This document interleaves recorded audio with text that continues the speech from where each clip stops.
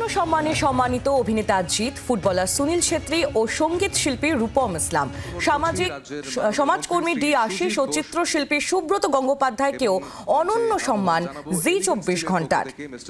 Subodh Bihani, GM brand and communications, Shakambhari group, elegant স্টিলকে, elegant steel India's number 1 QST বার, দেশের ভরসা।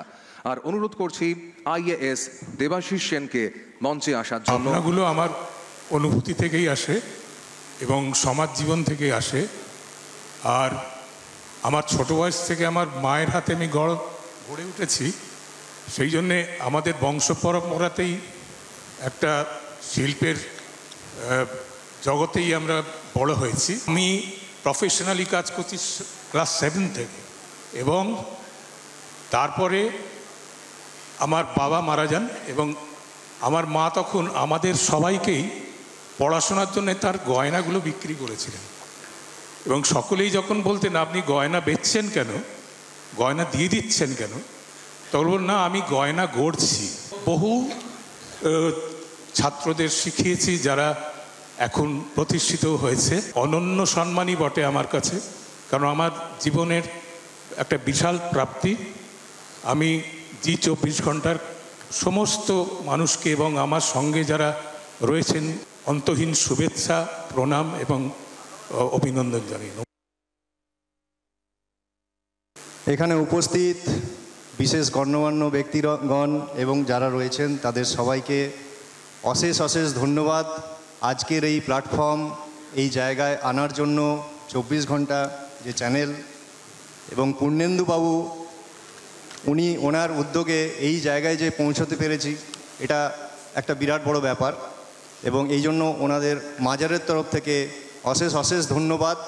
চাঁদশা বাবা 60 বছর বয়স পর্যন্ত জীবদ্দশায় উনি যা কাজ করে গেছিলেন, একজন মুসলিম ব্যক্তি হয়ে হিন্দু মুসলিমের মধ্যে ভেদাভেদ না রেখে প্রত্যেকের জন্য আল্লাহর কাছে প্রার্থনা করে গেছেন এবং প্রত্যেকের অসম্পূর্ণ কাজকে সম্পূর্ণ করেছেন। হিন্দু মুসলিম এবং কোনো জাতপাতের বিচার করতেন না, তার প্রমাণ নিজে যখন দেহ রাখলেন, এখানে রেখে গেলেন মেদিনীপুরের বুকে মণ্ডল মহল্লায়। ওনার দেহ ওখানে শায়িত, কিন্তু ওনার দেখার জন্য যেই ব্যক্তিকে রেখে গেলেন তিনি একজন হিন্দু ব্যক্তি, ওনার শিষ্য হিসেবে। জি 24 ঘন্টাকে অনেক অনেক ধন্যবাদ জানি এই প্রোগ্রামে আমাকে নিমন্ত্রণ করার জন্য, এবং তাদের সমস্ত টিম ফ্রম লো টু আপার যারা এটাকে অর্গানাইজ করেছেন। আর সেই দিন যে ঘটনাটা হয়েছিল, 71 স্টুডেন্টকে একজন লোক অপহরণ করে স্কুলে বন্দি করে রেখে দিয়েছিল। দেয়ার ওয়াজ 70 স্টুডেন্টস, এবং সে ডিমান্ড করছিল যদি তার ডিমান্ড যদি পূরণ না করা হয় তাহলে এদেরকে মেরে ফেলবে। আমাদের থানার সব পুলিশ অফিসারকে চিনত, শুধু আমাকে চিনত না। সো আমি তখন ডিসগাইজ অ্যাজ এ মিডিয়া পার্সনের ভেতরে ঢুকেছিলাম। আমি স্কুলের গেটে পৌঁছাই, তখন দেখি অলরেডি আমার আইসি ওখানে দাঁড়িয়ে আছে, এবং ভেতরে যাওয়ার জন্য সে ঢুকতে পারছে না, বিকজ সে বন্দুকবাসটা অলরেডি তাকেও চেনে। যখন আমি স্কুলের গেটে পৌঁছলাম তখন দেখলাম যে অলরেডি সেখানে মা বাবারা কান্নাকাটি করছে, এবং তারা বলছে যে আমার বাচ্চা ভেতরে আছে। তখন আমার ফিল হলো যে আমার বাচ্চা যদি ভেতরে থাকতো তাহলে আমি বাইরে থাকতে পারতাম। মপিয়া দি এই ব্যাপারে খুব সুন্দর একটি প্রোগ্রাম করেছিলেন। আপনাকে অনেক অনেক ধন্যবাদ। অনুজয় সিংহ এবং সমাজ সেনাপতিকে আমার অনেক অনেক ধন্যবাদ, এবং আমার পুলিশ পার্সোনাল যারা আমাদেরকে ব্যাকআপ করেছিল তাদেরকে অনেক অনেক ধন্যবাদ। মপিয়াদির কথা অনুযায়ী আমি কথাটা শেষ করতে চাই।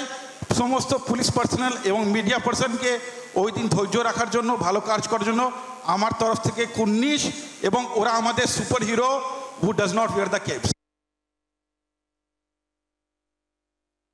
কীভাবে অনন্য সম্মানে এটা আমার প্রথমবার, আমি এর আগে কখনো আসিনি।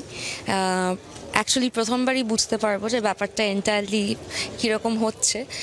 কিন্তু এই যে ইনিশিয়েটিভগুলো ধরুন আপনাদের মতো বড় বড় ব্র্যান্ড যখন নেয়, তখন যেটা হয় যে সাধারণ মানুষের মধ্যে একটু এনকারেজমেন্ট বাড়ে, সাধারণ অসাধারণ প্রত্যেকের মধ্যেই এনকারেজমেন্ট বাড়ে, কারণ প্রত্যেকেই চায় যে তার কাজ স্বীকৃতি পাক। সেটা যখন বছর শেষে একটা পার্টিকুলার সময় একটা ছাদের তলায় অনেকে একসাথে পান, নিশ্চয়ই সবার খুব ভালো লাগে। বাংলার আওয়াজ, বাঙালির আবেগ, জি 24 ঘন্টা।